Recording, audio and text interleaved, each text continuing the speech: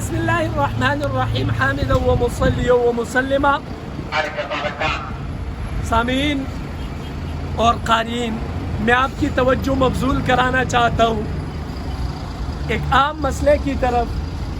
میں کھڑا ہوں یہاں پہ مکہ مکرمہ کی سرزمین کے اوپر، عمرہ کے لیے آنا ہوا تھا اور پھر یہاں پہ گھوما پھرا ہوں، مسجد عائشہ میں موجود ہوں۔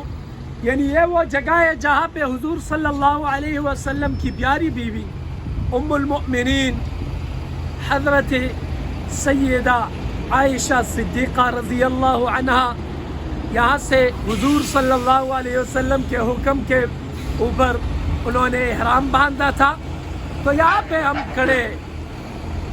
یہاں سے میں آپ کو ایک اہم بات کی طرف توجہ مبذول کرانا چاہتا ہوں۔ وہ بات یہ ہے کہ میں یہاں پہ حرم سے ہو کے آیا ہوں، تو آتے ہوئے میں نے پہاڑ دیکھے ہیں جو بالکل سرسبز و شاداب ہو چکے تھے۔ آپ ان پہاڑوں کی طرف دیکھیں، ان پہ سبزہ اگا ہوا ہے، یہ دیکھیں، وہ دیکھیں، یہ سب پہاڑوں کے اوپر ہم ہو کے آئے ہیں۔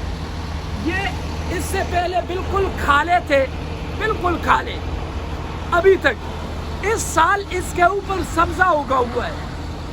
تو مجھے امام مسلم اور مشکات شریف کی وہ حدیث یاد آئی، حضور صلی اللہ علیہ وسلم سے روایت ہے، حضور صلی اللہ علیہ وسلم نے ارشاد فرمایا، لا تقوم الساعة حتى يكثر المال ويفيض، قیامت قائم نہیں ہوگی یہاں تک کہ مال اتنا زیادہ ہو جائے گا کہ وہ بہہ جائے گا، وہ مال بہہ جائے گا۔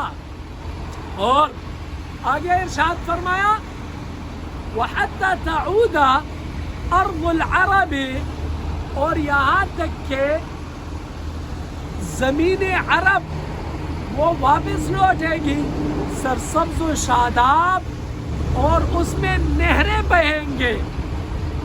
تو حضور نے ارشاد فرمایا کہ مال اتنی زیادہ ہو جائے گی کہ وہ بہہ جائے گا، یہاں تک کہ ایک آدمی اپنا مال نکال کے دیکھے گا کہ کس کو زکوٰۃ دے دے، تو اس کو زکوٰۃ دینے والا نظر نہیں آئے گا، زکوٰۃ دینے والا نظر نہیں آئے گا۔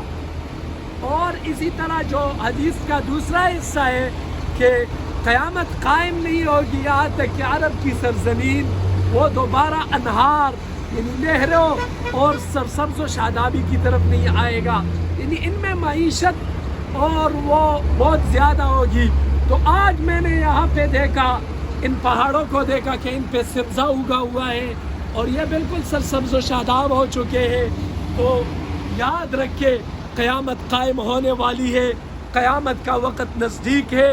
اپنے اعمال اور ایمان کی فکر کرے، عقائد کی فکر کرے، اپنے لیے آخرت کے لیے کچھ چھوڑ کے جائے۔ اللہ تعالیٰ ہمیں عمل کی توفیق نصیب فرمائے۔ السلام علیکم ورحمۃ اللہ وبرکاتہ۔